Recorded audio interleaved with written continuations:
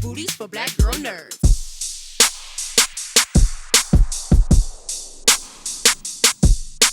How are you? Good. How are you? I'm great now that I'm chatting with you. It's always a pleasure to speak with you. Thank you so much for your time today. I'm so excited to talk to you about this project. Great. I was leaned all the way in watching this series. I binge watched all the episodes over the weekend because it's a gripping thriller. And Deputy Director Bradford is a strong authority figure. How did you shape her presence and her leadership style for this series? Okay, I figure your deputy director, CIA. First of all, CIA, that's a whole posture that I really have to research, find out about, think about, because it's absolutely opposite the way of my gait, the way I think, the way I carry myself. Then we've got a woman that's a deputy director. That means going back to how she was raised all the way up. I have to go step by step up that how she would have gotten there, especially as a woman of color, especially as a Black woman. So my backstory, and we always, if you're working well, you have a backstory, you create it yourself. That's the actor's job. But, some people just start acting the lines, but that's not doing your whole job. So what I came up with is that she is like, okay, she's got this dedication, just blind dedication to America. And so I thought, okay, she could have been a military brat. There's that sense of duty to the States. There's that sense of loyalty, the military discipline, all of those things. Now, she had a brother, I thought. That brother went a different direction. He's like an artist. He did something else. But still, what does an artist need most? You can have talent, but you need discipline to practice your art. So all of that, I figure she came back home. She's lived all abroad. So people that are living in the world have a sense of cultural and political understanding of the whole world rather than just your country. And so she's got that, but she drank the Kool-Aid and she wanted to come back home. I figure she came back home. She probably went to Howard to get her cultural fix that she, as a Black woman. Then she goes into law school at probably Georgetown because she's staying in D.C. That's, for her, that's the center of America. And then that's when they start looking from the agencies for people, checking them out. And she gets approached by the CIA. And then how she climbs. But it is that steeliness, the steadfastness, the ability to reason and not be afraid, not get hysterical, call the shots that need to be called, and live in the gray area. Because people don't understand that's where life is. You have to make ethical decisions, whether it's your personal life, your business life, or, your whatever else, political I love or that cultural subtext. life. Yeah, so I love that subtext. So that's about how her. she got there. Yeah. And discipline, that seems to ultimately be the core, that the through line of all of these characters that we see in this series. You've portrayed so many memorable roles across genres. What excited you the most about stepping into this thriller and specifically into Bradford's shoes? Well, I was excited to come into such an action-packed show. I have to look at the filmography, but this is the most action-packed show that I've done where there was all action. And Sam Hargrave, who is one of our executive producers, is a stunt person extraordinaire. He's looked to and revered. And he directed the episode 1 and episode 3. And you just feel it all the way through it. That's what keeps everybody unable to go to the bathroom. Yes. And and the fact that she gets involved in the action at certain points, that was exciting for me. And also that it was written for a man. And when a role is written for a man, and you're asked to do it. But I always say, and it's happened to me several times, I said, I will do it if you don't change a word. Don't change a word. Don't say I'm perimenopausal. Don't say I just want to have some Chardonnay. Nobody drinks Chardonnay. Oh, I shouldn't say that to people, but they make it like, oh, let's feminize it. No, who is the human being? What are the characteristics? So then as the actor, it's like, I'm a woman, so she'll be a woman. You don't have to give fake woman signals in terms of what's said about her. I could really find that character and play those characteristics. So I wanted to do that. And also, I don't understand the things that the CIA is called to do. I'm more of a State Department kind of person. And so that meant that I had to an actor should always, even if you think you're playing somebody who is like you, you have to step outside of yourself completely to find that very specific person. So this was just a feast of stepping outside and finding the human being and believing from their point of view, not judging, actually believing as Jacqueline Bradford. I love that. How does Bradford view Frank Remnick and the unfolding crisis that he is embroiled in? Is she motivated by duty, compassion, or control? I think by the time there is a regional gap to start with. They're in D.C., CIA, and here's some marshal up in the hinterlands, the frozen part that, the lower 48. They think of it like the mythical land of Alaska. People don't really have a concept of that. And that was another thing that made me want to join it, is to see Alaskans, introduce them, if you will, to make them real to the people in the lower 48, that it's a bucolic life, that people really look out for each other because they have to, and they have guns, but they're used for what you might need a gun for, not like the proliferation and caches of guns in the lower 48 that have nothing to do. You might hit one piece of game a year and hopefully you eat it. But, so just to see all that, to be able to introduce all of that for viewers and for viewers around the world to see the Alaska. They'll probably have a big tourist boom. But I think, I'm forgetting where I was going with that. Oh, so there's already that friction that is personified by how the messages that Bradford sends up to Sydney when she's up there with Frank Remnick, and she's just treating him like, tell that, I'm not going to say the word, but she doesn't really have respect in that way because he doesn't know what he's dealing with. And she's never been there, so she doesn't know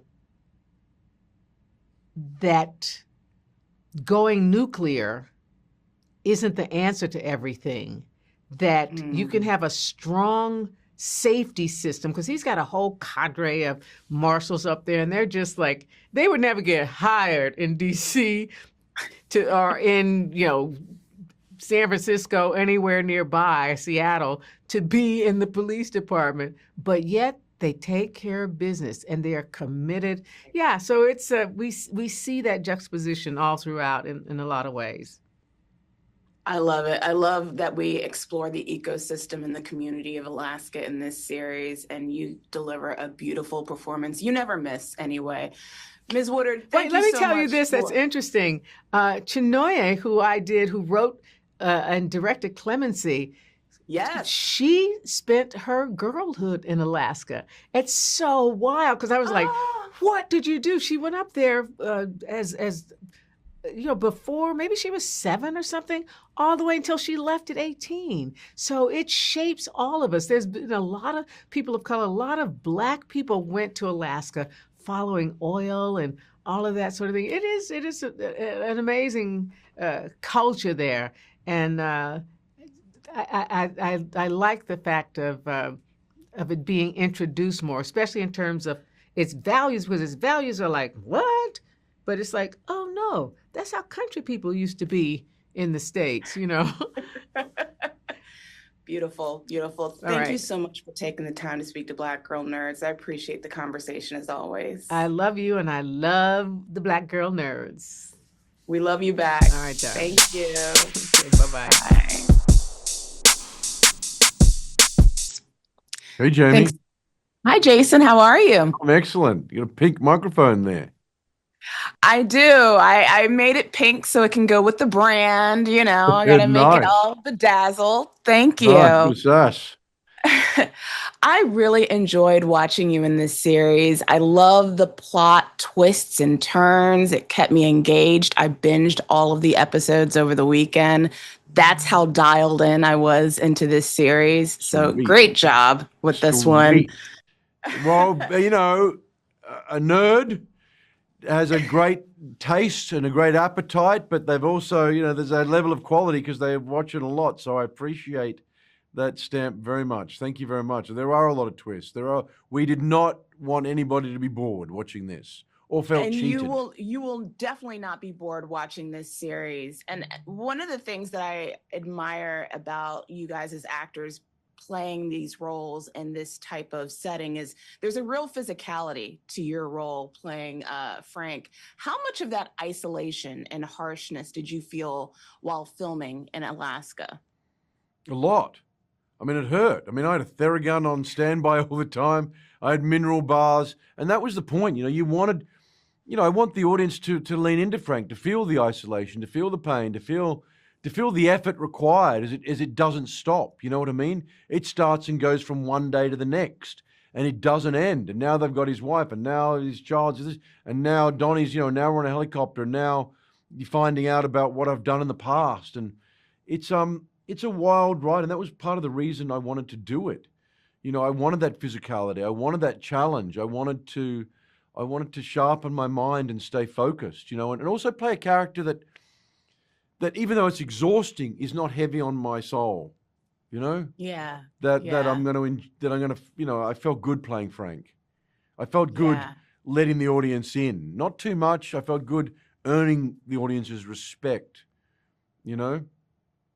You certainly earned mine. I really, you. again, it was palpable seeing how you played this character on screen. And you're also the executive producer. And as executive producer, what creative influence did you have shaping the tone and story of The Last Frontier? Look, John wrote it, and it's his, you know, and those twists and turns are his, you know.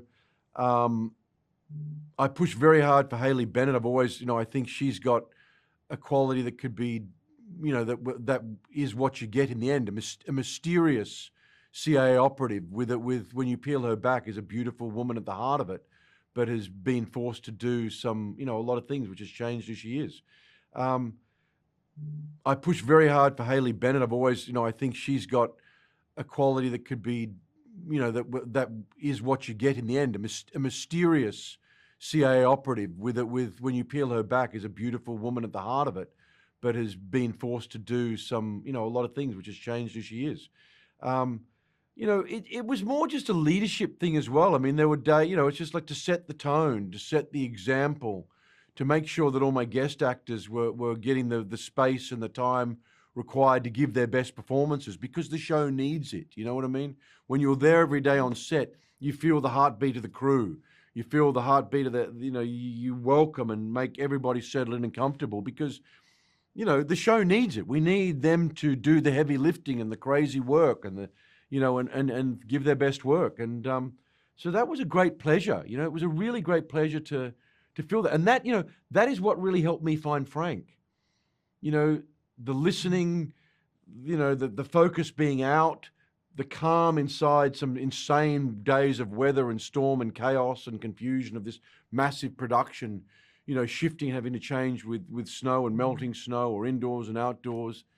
you know, and it was very rewarding. So, and when I sit here, and I know you've watched a lot of stuff, and hear those comments come back because you have watched it and you do know what you're talking about, you know, it warms my bones, if I can find a better word, but you know what I mean? It really does, you know?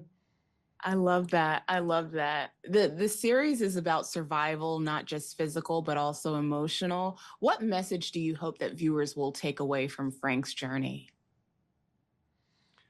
No, I mean, yeah, it's a great question, and I always find those questions really, but you know, no matter how many times you get knocked down, you get back up, and that as a community we survive, and that I guess, you know, the world is an extraordinary place, and the wild world is something, you know, we should draw strength and continuity from. I love it. I love it. I can't wait until this comes out and the conversations garner online about this, because this is a show that is so gripping and so addictive, and those plot twists I did not see coming. Thank you. So it's great though, isn't it? Though I love that too, you know, and I love that as an actor that, because usually I can guess. Usually yeah, well, I'm good. I'm sure you pride yourself on guessing it. But, you know, but as an actor, I've got to say, it's such a joy because the narrative is telling the story for you, you know? And it's like I say to a lot of directors, particularly young ones, it's like, I will bring the character. I will find character. You've got to give me the river to float my boat on, though, you know, which is the story, which is the twists and the turns, the narrative. And I love that John put those in. Absolutely. Well, Jason, thank you so much for taking the time to speak to Black Girl Nerds. I appreciate the conversation. Oh, I love Black Girl Nerds. Hey, listen, before you go, am I going to see you for Hulu, the Murdoch murder one? I have not gotten that invite, but I hope I do. Can you get that invite? It'll be Patricia Arquette and I next week, because I'd love you to watch it and to give me your thoughts. Yes. And to talk again. Absolutely. All right. I'll reach out to the Hulu team on that one. Please do. Thank you. Thank you. Have fun. Jamie, how are you? Good. How are you? I'm doing well.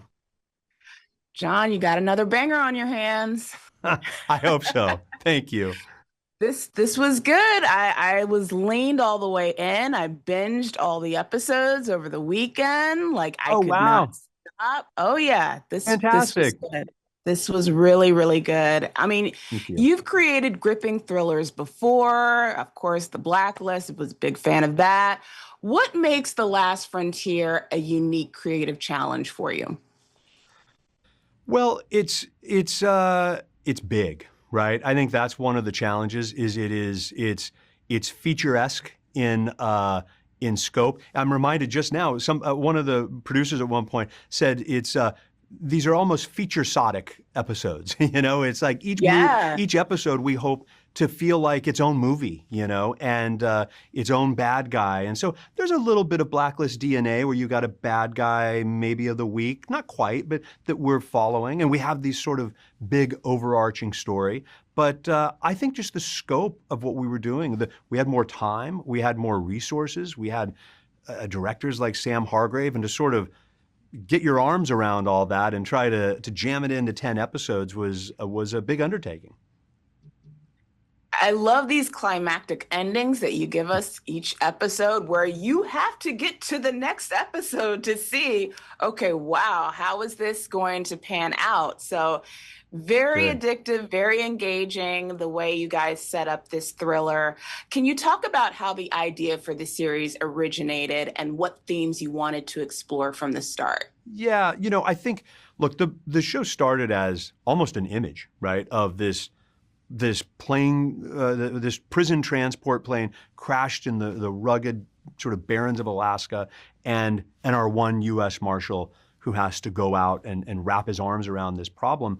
But I think once we got past that and started getting into what is the story, who are the people, you really start thinking about, all right, who is Frank and what does this guy care about, you know? And the place of Alaska informs so much about who he is and what he believes in. And you know, his town's a little bit old-fashioned. He's sort of caught in a little bit of a time bubble, almost a time capsule of what America used to be in a weird way.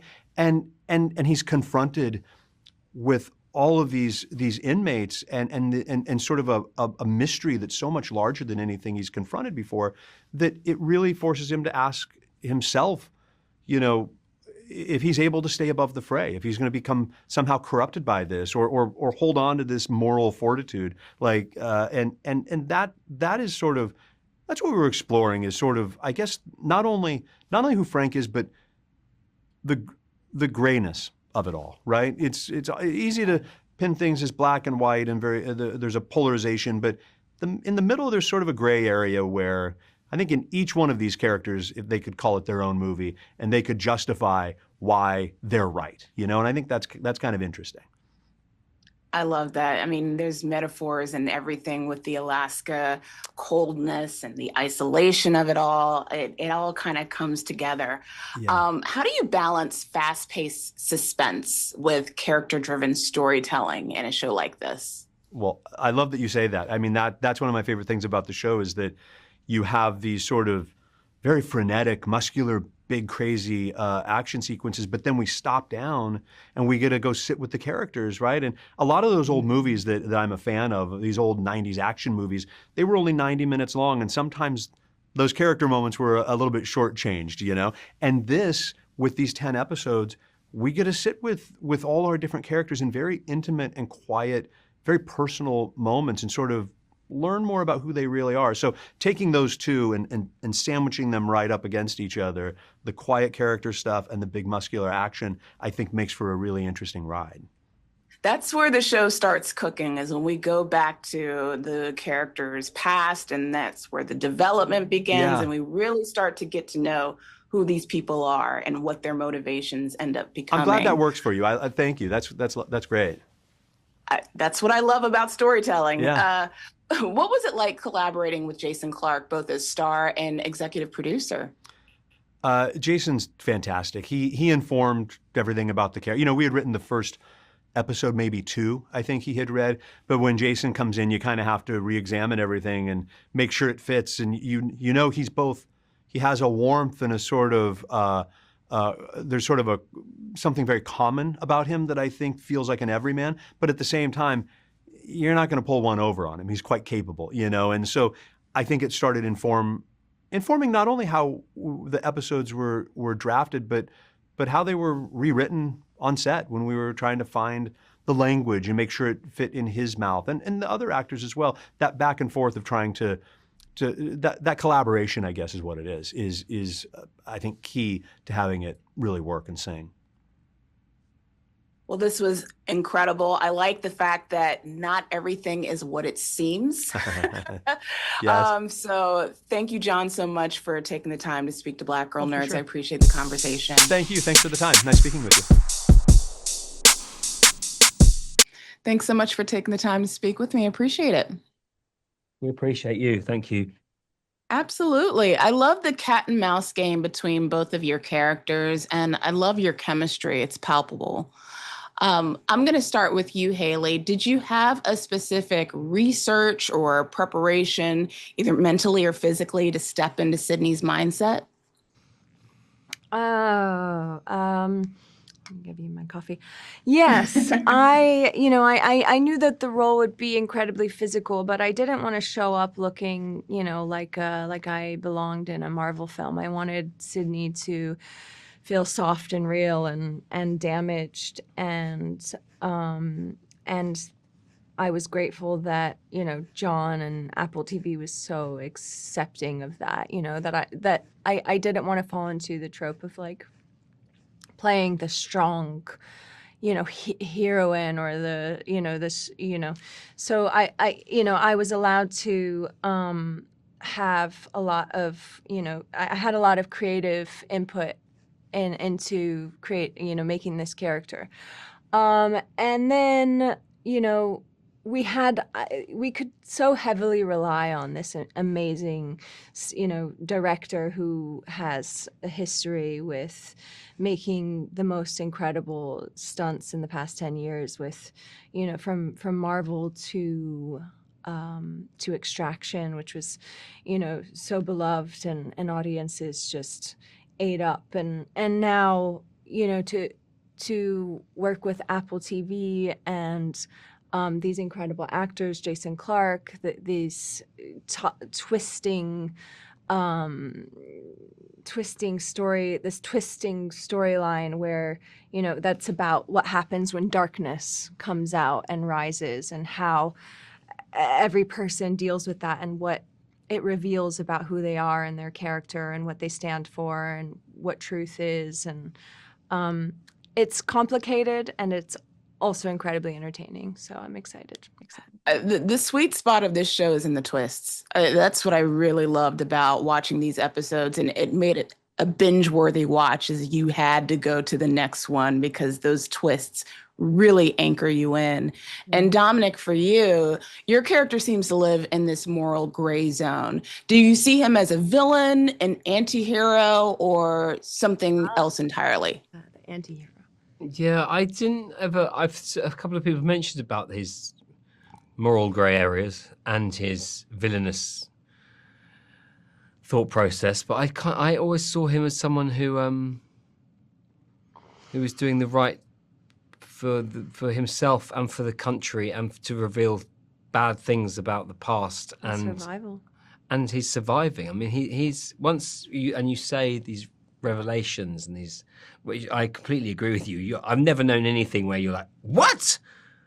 Wow, what? And even the one where he reveals his identity is, but what you're forced into thinking there is he's been built up as a monster. It's very clever storytelling, because you're falling into the trap of thinking he is the monster. He's not. The CIA want to get rid of him because he's so clever, and he knows more than them, and he knows stuff that will destroy them. He's never actually done anything morally apprehensible. Yes, he shoots someone in the leg on the Tundra buggy, but again, it's for a greater good. It's for, now these questions, and I don't know whether John mentions this or even thinks he's so modest that he won't say this, but his writing creates really interesting dilemmas and questions about our moral compass and about the world at the moment, and about society, and about what truth means and what lies we're telling each other. And lies now are truth. And this was written 20 years ago, and it's a different world. So these characters are operating in a different world. But I find it interesting that people keep saying he's in a moral grey area. I really like him, and I think he's strong, prepared to do anything, mainly for the person he loves, who I can't say that is. But I don't see him as a bad guy at all within this story. But maybe I'm morally apprehensible. Morally deplorable. Morally bankrupt. Is that right? Is that the wrong word I'm using? Morally bankrupt? Morally No. bankrupt.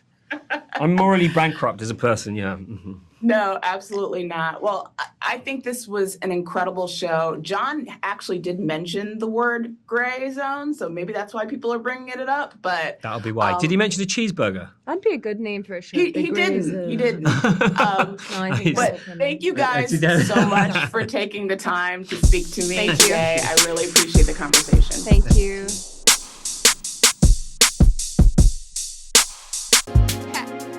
Better shake your booties for black girl nerves. Better shake your booties for black girl nerves.